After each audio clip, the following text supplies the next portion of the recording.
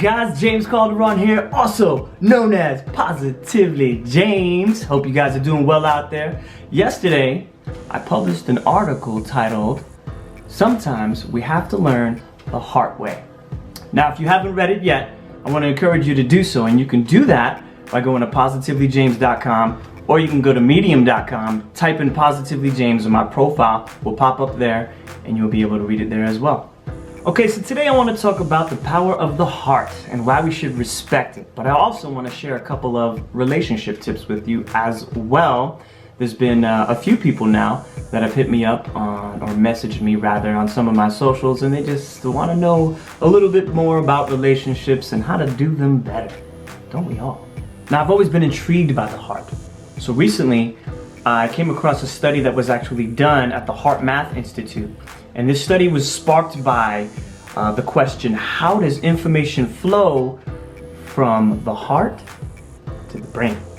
Now, I won't get into the details of the experiment, but if you want to know more about it, it is in the blog that I mentioned at the beginning of the video.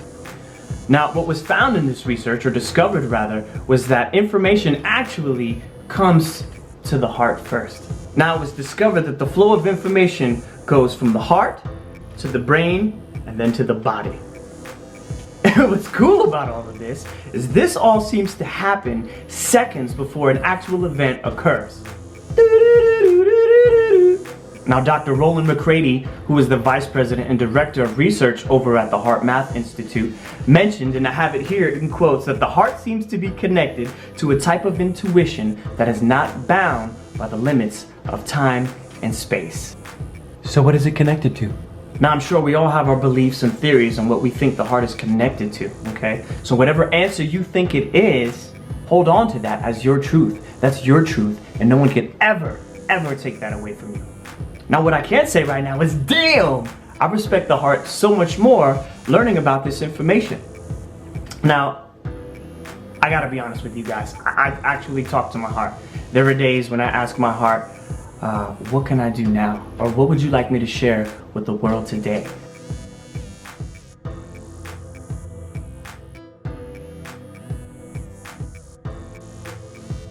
And I want to encourage you guys to do the same. If you're feeling like you've lost touch with the truest part of you, then it might be a good time to actually reestablish your relationship with your heart. Okay, some relationship tips. Number one, the most important relationship that you'll ever have in your life is the relationship you have with yourself. If you are not right with yourself, then the relationships you have with others, especially your romantic relationships, will seem to basically always fall short. Why? Because you will be trying to fill a void within yourself, counting on others to make you happy. And that, my friends, is a recipe for disaster. I've seen it, I've experienced it, okay? When the flower blossoms, my friends, the bee comes. The flower never goes looking for the bee. Does that make sense? Now, on the flip side of that, a great way to learn more about yourself is through relationships, okay? But if you've been through a couple relationships, 2, 3, maybe even 4, and you're noticing there seems to be a pattern and your relationships are failing, then it might be a good time to actually take a break from relationships and focus more on you. Some more self-love, some more self-care. So you know that you yourself are responsible to make yourself happy, and you don't have to depend on somebody else to fill that void. Once you are capable of making yourself happy, and you can share your happiness with other people, they can share their happiness with you. Now that makes for a healthy relationship. Now, I've observed, not only in adults, but young adults too, that we tend to go out of our way to be in a relationship. Now, sometimes we go as far as to not truly being ourselves, and we change just to fit the idea of what the other person, be it a friend or a partner, thinks is a perfect partner or a perfect friend. So here's a question that you can ask yourself. Is all of who I am, and I stress the word all, is all of who I am welcome?